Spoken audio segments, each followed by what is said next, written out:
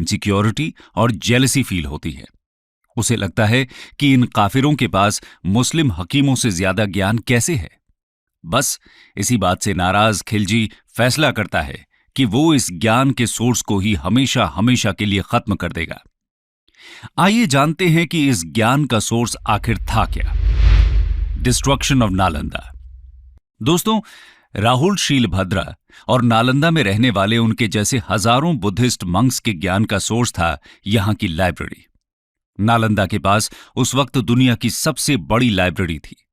इसका नाम धर्मगंज हुआ करता था और ये 3 बड़ी बहुमंजिला इमारतों से मिलकर बनती थी, जिनका नाम था रत्नासागरा, रत्नोदधि और रत्नरंजक।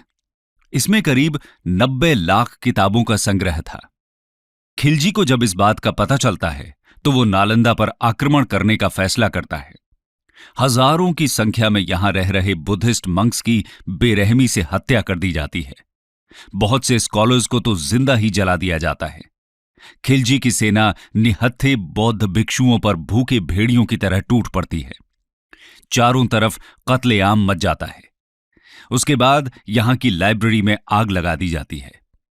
कंटेम्पररी हिस्टोरियन मिनहाज सिराज अपनी किताब तबाकत नसीरी में लिखते हैं कि किताबों को पूरी तरह जलने में 3 महीने लग जाते हैं। इससे आप समझ सकते हैं कि कितना विशाल संग्रह रहा होगा यहां किताबों का।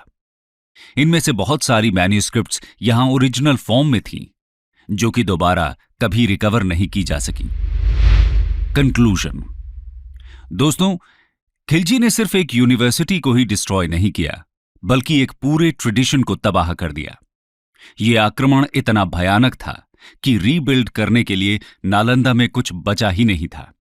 रह जाते हैं तो सिर्फ कांधार में बनी इमारत के कुछ अवशेष, जो समय के साथ मिट्टी में दफन हो जाते हैं। नालंदा को डिस्ट्रॉय करने के बाद खिलजी बिहार में ही 2 और यूनिवर्सिटीज, विक्रमशिला और उदंतपुरी को भी डिस्ट्रॉय कर देता है। यह सिर्फ भारत का नुकसान नहीं था, बल्कि पूरे विश्व का नुकसान था।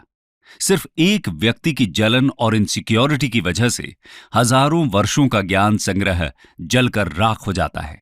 भारत जैसा कल्चर, जहां किताब के एक पन्ने को फाड़ना भी पाप माना जाता है, उसके इतिहास में होने वाली ये घटना सच में शर्मसार करती है। दोस्तों, नालंदा के लॉस्ट ट्रेजर को तो हम फिर से जीवित नहीं कर सकते, लेकिन इंडियन गवर्नमेंट ने नालंदा महावीरा को फिर से एजुकेशन के हब के रूप में डेवलप करना जरूर शुरू किया है। इसका आइडिया पहली बार 2006 में former late president APJ Abdul Kalam ने प्रपोज किया था। फाइनली इंडियन पार्लियामेंट ने नालंदा यूनिवर्सिटी एक्ट 2010 पास करके यहां फिर से यूनिवर्सिटी बनाने का डिसीजन लिया। जाने माने इकोनॉमिस्ट अमर्त्य सेन को यूनिवर्सिटी की गवर्निंग बॉडी का चेयरमैन भी बनाया गया। 2014 से नालंदा यूनिवर्सिटी में एडमिशन्स भी शुरू किए जा चुके हैं।